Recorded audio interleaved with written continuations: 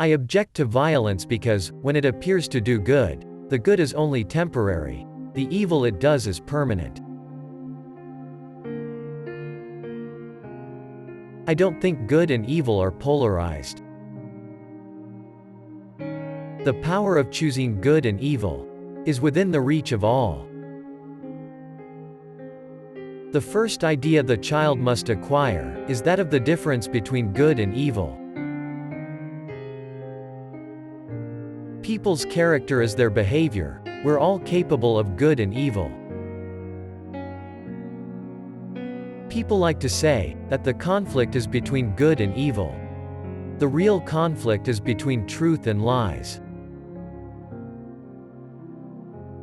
The battle line between good and evil runs through the heart of every man. Inside each of us, there is the seed of both good and evil. It's a constant struggle as to which one will win. And one cannot exist without the other. Wisdom, we know, is the knowledge of good and evil, not the strength to choose between the two. If men were born free, they would, so long as they remained free, form no conception of good and evil. All human beings are commingled, out of good and evil.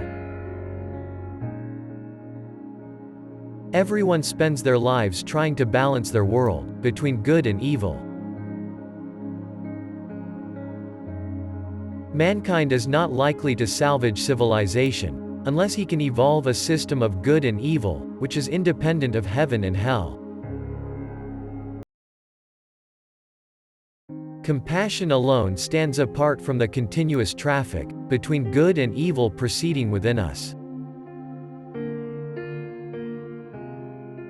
Even the crudest, most derivative novel is an expression of the author's hopes and fears and ideas about good and evil.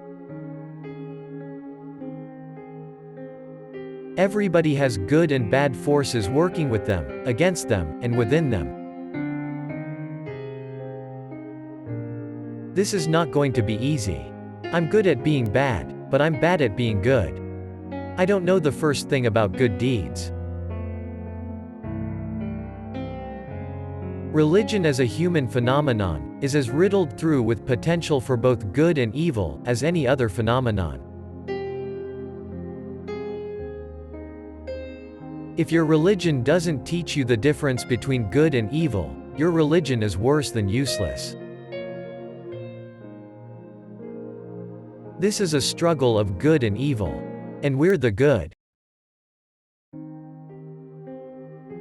If there is no God, the labels good and evil are merely opinions.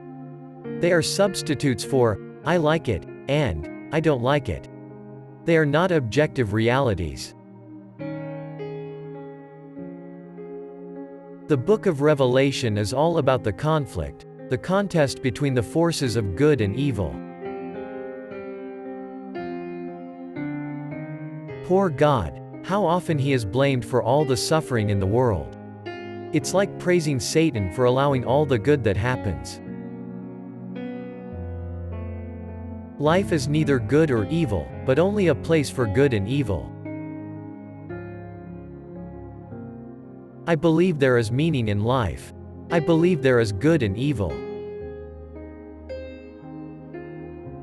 I believe you can make forces of good and evil work for you, to get what you want. Nature has no principles. She makes no distinction between good and evil. Wisdom is the knowledge of good and evil, not the strength to choose between the two. One that confounds good and evil is an enemy to good. I want to show people how there are variations and different interpretations of good and evil. The function of wisdom is to discriminate between good and evil. Whatever is done for love always occurs beyond good and evil. I've learned a lot about good and evil. They are not always what they appear to be. The best men are not consistent in good. Why should the worst men be consistent in evil? I do not believe in the concept of good and evil in my personal life, in the real world. I just don't believe it. I never try to judge. In my home, life was framed as an epic spiritual battle between good and evil. Good and evil do not exist for me anymore. The fear of evil is merely a mass projection here and on earth.